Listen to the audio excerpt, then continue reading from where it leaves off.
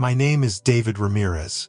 I'm 41 years old, and for nearly 2 decades, I wore the uniform of a U.S. Army sergeant. Most of my time was spent on a sunburnt base in Southern California, a place where the wind always carried the smell of dust and diesel. It wasn't glamorous. I didn't fly helicopters or lead battalions, but I did something no one else on that base could do. I spoke the language that saved lives. I'm not talking about military codes or combat tactics. I mean real language, Arabic, Iraqi dialect, to be specific. I started learning it years before anyone told me to, long before we deployed. My mom used to say I had a thing for voices, for the rhythm in how people spoke. Maybe that's why I caught on so fast. Or maybe I just knew deep down that understanding someone is the closest thing to protecting them. When we got to Iraq, most guys saw locals as obstacles or potential threats. I saw families, elders, kids kicking up dust in alleyways. I talked to village leaders like I would my uncles back home. I listened when others dismissed, and I noticed things, the small signs that never made it into official reports but mattered more than anyone realized. I wasn't just translating words. I was translating intention, fear, hope. Still, I never got a promotion for it. Never got my name etched on any plaque or mentioned in briefings. While others moved up the ranks for clean uniforms and sharper salutes, I stayed where I was. Sergeant Ramirez, the interpreter, the cultural go-between, the guy who made meetings happen and misunderstandings disappear. Quietly, looking back now, I realized that wasn't a flaw. It was the point. My role only worked because no one saw it as critical until one day they didn't have it anymore. And when that silence finally hit, it echoed louder than any command ever could. The first time I saw Colonel William Carter, he didn't even look up, just flipped through a manila folder with my name on it, eyes scanning for keywords he could turn into metrics. He was the new commander at the base, shipped in from the East Coast with a reputation for streamlining, restructuring, and removing dead weight. People called him efficient. I called him blind. He liked numbers, like checklists and clean charts. If it couldn't be captured in a report or plugged into a performance matrix, it didn't exist. And me, I was a line item. One bullet under support personnel. No mention of field deployments. No notes on cultural liaison. Nothing about the elders in Mosul who only trusted me, or the firefight we avoided in Fallujah because I understood a single hand gesture. To Carter, I was just another uniform without upward mobility. No officer rank, no formal awards, no headline-grabbing heroism. He didn't ask about my work, didn't ask why my schedule never matched anyone else's or why certain reports always had my signature next to the classified briefings. Instead, he zeroed in on what I wasn't. Not multilingual by certification, not authorized for negotiation roles, not essential. He spoke like a man reciting doctrine. Every order he gave sounded like it came from a PowerPoint slide. Never a question, never a pause to listen, and definitely no room for someone like me, who worked in the gray spaces between black and white rules. I watched him dismiss entire departments with a pen stroke, reshuffle units like puzzle pieces, all while calling it progress. I kept my head down at first, thought maybe he'd see value over time. But it was clear early on that he didn't see people, only positions. You either fit his chart or you didn't. I didn't. Not really. And in his eyes, that meant I was replaceable. Just another misaligned piece in a system he was determined to redesign, whether or not it broke in the process. It happened on a Tuesday. No warning, no sit-down conversation, just a terse memo slid into my inbox.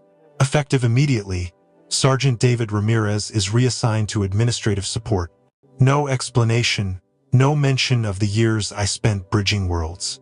Just a cold sentence that erased everything I'd built. My replacement showed up the next morning. Second Lieutenant Braden Michaels, 28, fresh from Fort Benning, more fluent in software interfaces than any spoken language. He introduced himself with a forced grin and a clipboard full of scripted phrases translated by some military-grade app. Said he'd be handling all cross-cultural coordination going forward. I nodded once, said nothing. He didn't notice the silence in the room when he spoke to the local liaisons, didn't catch the way they shifted their eyes or paused before responding.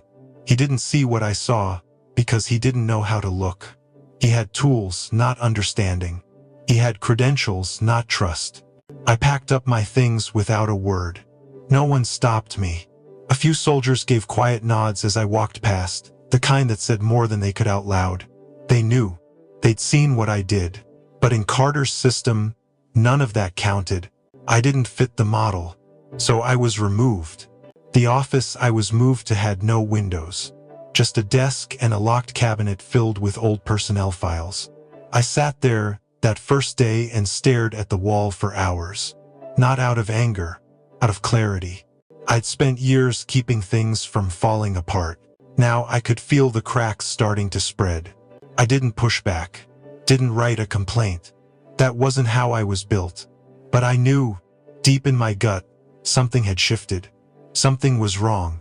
And when the time came, the silence they'd chosen to ignore was going to roar louder than they could imagine. It started with a look. Just a quiet glance exchanged between two market vendors during a routine supply run. Nothing dramatic. No shouting. No raised voices. Just a flick of the eyes and a subtle nod toward the edge of the village road. Most of the soldiers missed it, but one of the translators flagged it as odd. He logged the moment in the report. No one read it. 3 days later, a group of kids stopped showing up outside the gates. They usually came in the mornings, kicked around a flat soccer ball, begged for MREs. This time, nothing. Not even dust clouds from their footsteps. It didn't seem like much. But to someone who knew the rhythm of that place, it was a siren. Then came the livestock. Herds that used to pass by twice a day vanished. Not stolen. Not relocated. Just absent. The area turned quiet in a way that didn't feel peaceful. And that's what should have rattled them. Silence in the wrong context is a warning, but only if you know how to listen. The new liaison, Lieutenant Michaels, filed it as temporary relocation. He said he'd spoken to one of the shopkeepers through an app, that everything seemed normal. No red flags, no indicators of threat, just a lull. That's what he called it, a lull. But it wasn't a lull. It was the breath before something snapped. I'd seen it before in another town years back. The same stillness, the same absence of normal things, and the same refusal from leadership to look beyond the surface. A local woman tried to deliver a message to the front checkpoint. She didn't speak English. Her dialect was heavy, her words urgent. The guard waved her off, said protocol didn't allow for unscheduled contact. She left crying, her hands shaking. No one followed up, and still no one called me. They didn't think I mattered anymore. They had devices now, preloaded phrases and cultural guides. They believed context could be coded. That trust could be downloaded. But trust isn't built in manuals, it's built eye to eye, and it's lost just as fast. By the end of that week, one of the interpreters requested to be transferred. He didn't give a reason, just said he didn't feel safe. Michaels brushed it off as nerves, said the guy was probably not cut out for forward interaction. But the truth was already sitting heavy in the air. It just hadn't broken open yet. I was at home when I heard about the warning. A friend from base called me, voice low, said something didn't feel right, that people were on edge but pretending everything was fine. I asked what the locals were saying. He said no one was talking to them anymore. That's when I knew. Not suspected. Knew. They weren't going to hear the alarm until it was too late, because they'd removed the one person who'd been listening all along. And now, the silence they ignored was about to speak. Loud, irrevocable, and final. The meeting was scheduled for 1,400 hours. Standard protocol. Lieutenant Michaels prepared the usual briefing deck. Charts. Bullet points. A few cultural phrases lifted from an app. He even practiced saying hello in the local dialect. Thought it would help set the tone. It didn't. The village elder arrived early, face worn, eyes heavy. He brought 2 younger men with him. One carried a satchel, the other stayed silent. Michaels greeted them with stiff formality. No eye contact, no warmth, just the script. He didn't notice the hesitation in the elder's posture. The way he gripped the chair a second too long before sitting. The way his voice trembled not from fear, but from urgency. The conversation started off strained. The elder spoke quickly, with emotion. His words weren't just about logistics. They were layered. Cultural warnings, symbolic gestures, warnings wrapped in idioms. Michaels heard one sentence and thought he understood the rest. He nodded politely, even smiled, but he didn't get it. He didn't hear the message behind the words. At one point, the elder raised both hands and pointed to the east. His voice grew louder. The young man beside him shifted uncomfortably. It was a direct warning, a threat looming near the border. But Michaels misunderstood, thought it was a complaint about patrol routes. He thanked them for their input and promised to forward it to command. That's how it ended, a warning offered, a danger named, and nothing done. 4 hours later, Alpha Convoy rolled out. 5 vehicles, 12 men. The same route they'd taken a dozen times. Only this time, the road was empty. No children waving, no traders passing through, just still air and dust. The first explosion took out the lead vehicle. Instant. Fire, smoke, screams. Then gunfire. From rooftops, from alleys. A coordinated strike. Not random, not spontaneous. Precise. Calculated, based on timing only locals could know. 3 soldiers didn't make it back. The footage came out the next day. Helmet cams. Dash feeds. You could hear the confusion in their voices. The disbelief. The sudden realization that they'd walked straight into a trap that had been spelled out for them, just not in words they could recognize. Command held a debrief 2 days later. Cold room. Straight faces. Michaels sat silent at the end of the table. No one said it out loud, but everyone knew. The dots were there. A warning misread. A culture misunderstood. A bridge burned. And somewhere, buried under procedures and pride, was my name. The one person who might have caught the signal, who had once sat at that same table, who had once told them that not everything worth hearing comes in perfect grammar or clean translation. I watched the report from home, read the casualty list, faces I knew, men I'd laughed with, shared meals with, gone. Because someone decided a voice like mine wasn't strategic enough. That meeting didn't just end a conversation, it ended lives. And all because no one knew how to listen. I stepped through the doors of the command hall with the same boots they once ordered me to leave in. No salute, no hesitation, just the steady rhythm of a man who no longer owed anyone a performance. The room went still. A dozen decorated officers stared back at me from behind a polished table. They had nameplates and rank, but not a clue how to read the silence they'd created. Colonel Carter was seated at the center.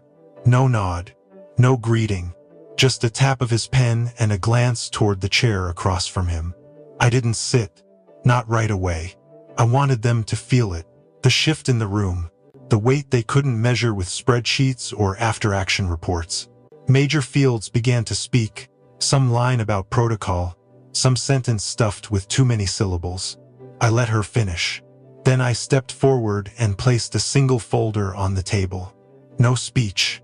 No apology, just the facts.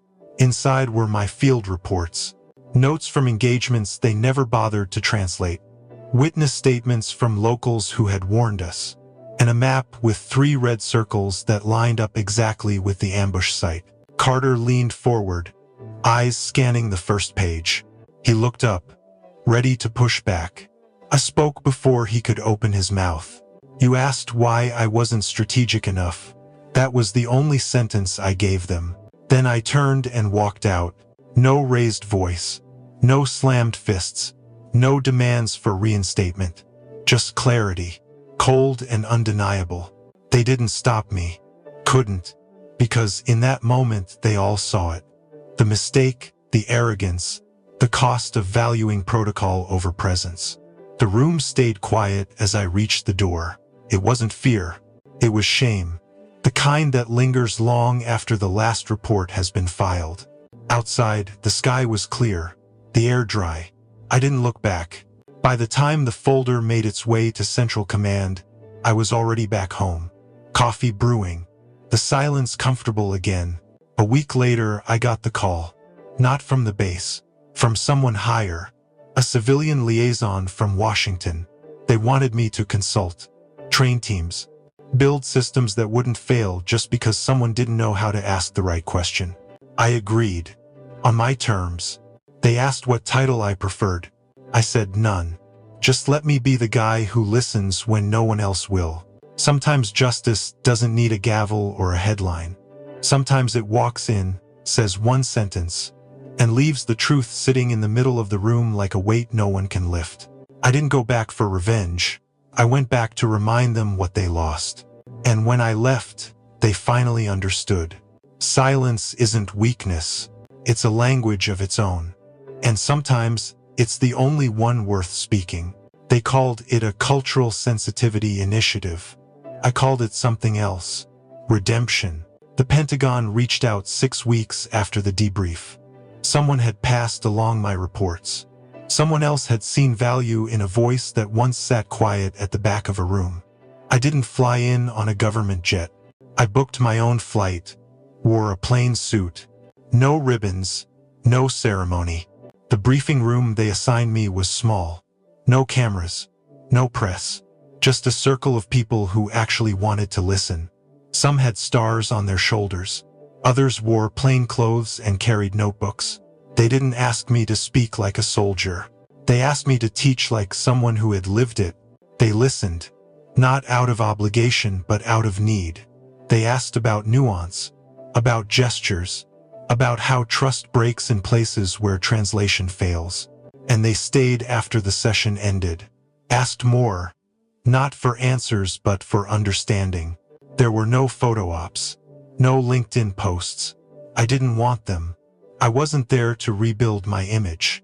I was there to make sure the next David Ramirez didn't get silenced before he could save someone. At the end of my first week, a young officer approached me. Said he'd seen my name in a footnote once. Never thought I was real. I just smiled and told him I used to be invisible.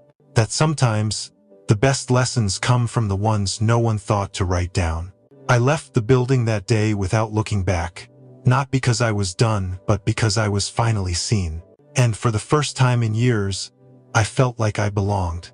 Not as a rank, not as a role, but as a voice they now understood was worth hearing. That's all I ever wanted.